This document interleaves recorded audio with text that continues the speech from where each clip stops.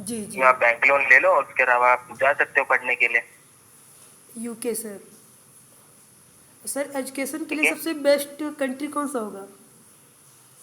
अब देखो, बेस्ट का ना कोई डेफिनेशन नहीं होता। जैसे अगर आपको इंजीनियरिंग के कोर्सेज करने हैं तो आप वहां से करोगे, जर्मनी से वहां के अच्छे कोर्सेज होते हैं, यूके से करोगे। जी अगर आपको मास्टर्स में पीआर वगैरह लेना है, वहां पे सेटल होना चाहते हो पढ़ने के बाद, तो आप उस यूके, कनाडा या यूके जाओगे। अगर आपको चाहिए कि यार बजट का कोई इशू नहीं है, सबसे बेस्ट होना चाहिए, तो आप यूएस जाओगे।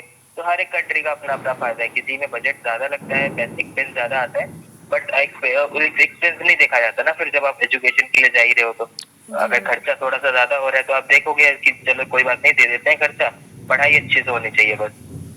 हाँ बिल्कुल सर। तो उस आपके बजट के हिसाब से तो वैसे नहीं होगा सूटेबल यूके भी। बट जी अगर आप चाहो तो आप यूके जा सकते हो। बैंक लोन वगैरह अवेलेबल होता है, हम लोग बैंक लोन के लिए भी हेल्प करते हैं बच्चों की। तो आपको बैंक लोन वगैरह भी दिलवा देंगे। और इसके अलावा अगर आपको कुछ और चाहिए, जैसे कोई भी सर्विस चाहिए, जैसे आपको वहाँ पे जाके पार्ट टाइम जॉब वगैरह करना है, तो वो भी हम लोग करवा देते हैं। तो दोनों ही चीजें पॉसिबल है इसमें। ओके सर, तो सर हम थोड़ा घर से सोच समझ के सर तब फ़ोन करेंगे, ओके सर।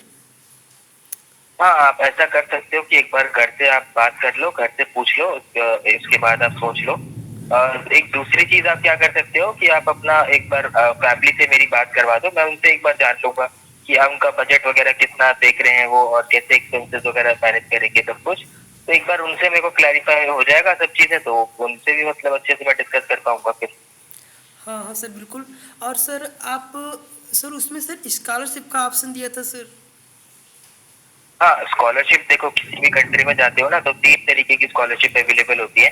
एक होता है यूनिवर्सिटी लेवल स्कॉलरशिप, जो आपको यूनिवर्सिटी की तरफ से मिलता है। अब ये जी क्यों मिलता है? क्योंकि हर एक कॉलेज को चाहिए कि अच्छे से अच्छे बच्चे उनके पास आए पढ़ने के लिए। और जितना भी अच्छा बच्चा आएगा वहाँ पे उनकी अच्छी जॉब लगेगी, सब कुछ होगा।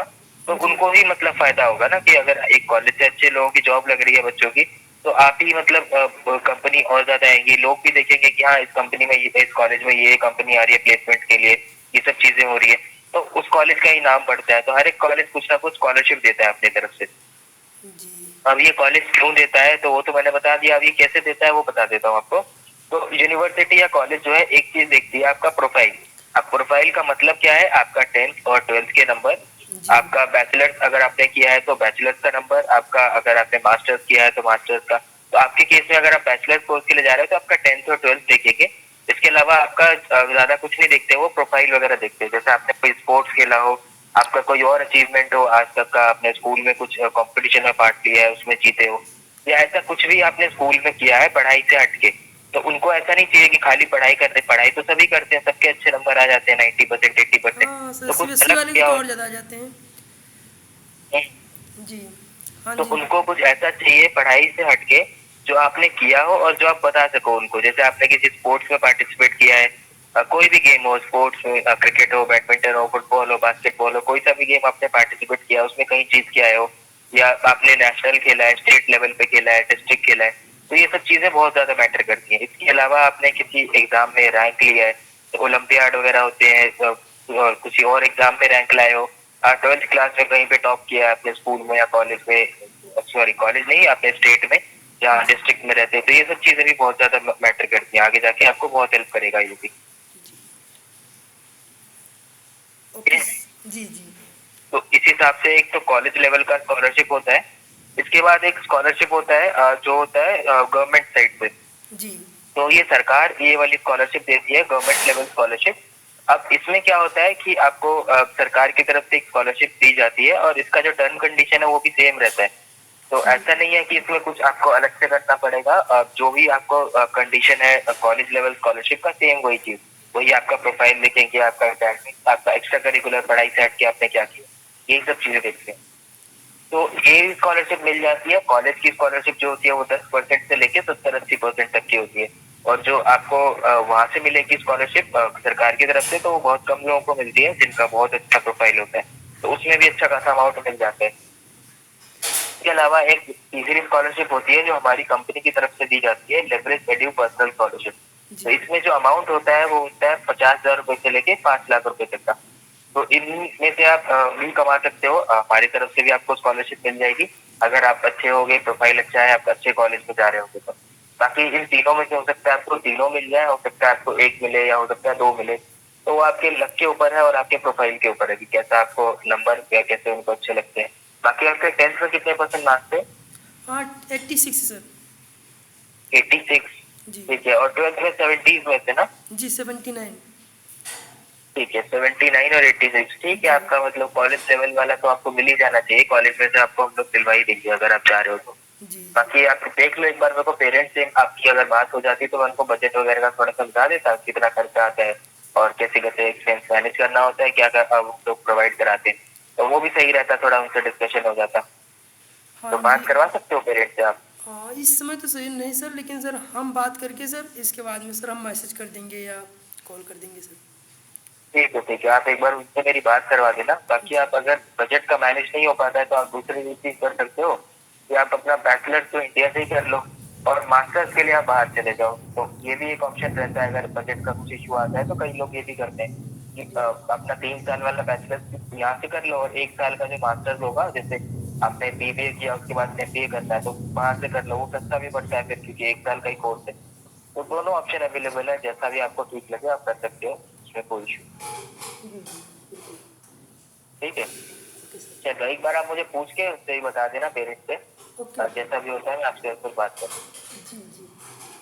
ठीक है, चलो okay bye. Thank you sir. कोई और डाउट हो तो बता देना, आप लोग सब चीजों में हेल्प कर देंगे आपकी। तो जी जैसे आपको पार्ट टाइम जॉब चाहिए, वीजा चाहिए, या आपको कुछ भी स्टेट में कुछ भी चाहिए, मतलब सर्विस, सर सर आपका पार्ट सारा टाइम डॉक्यूमेंट सर जो वगैरह बना। पार्ट टाइम जॉब है सर वो आप फॉरेन कंट्री में ही दिलवाते हैं ना सर?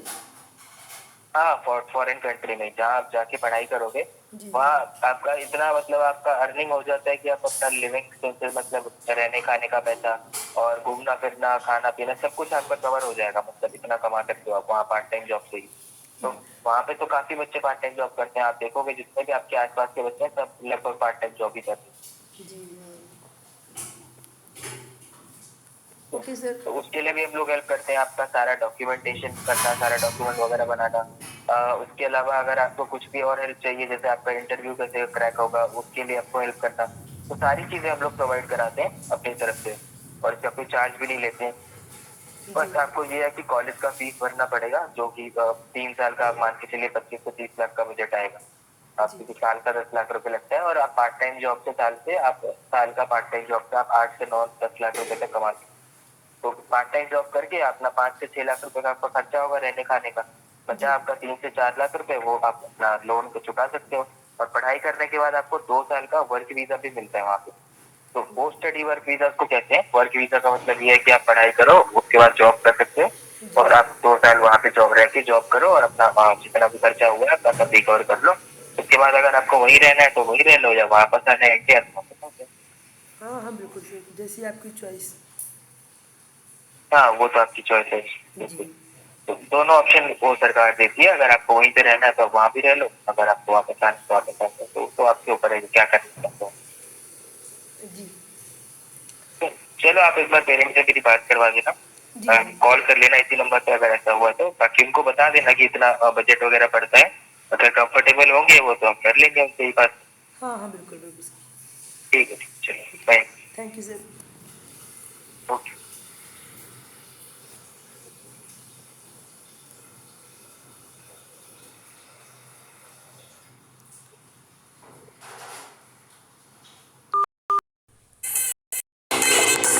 हे बालाजी, हे पट्टाभिरामा वेंकट रमणा गोविंदा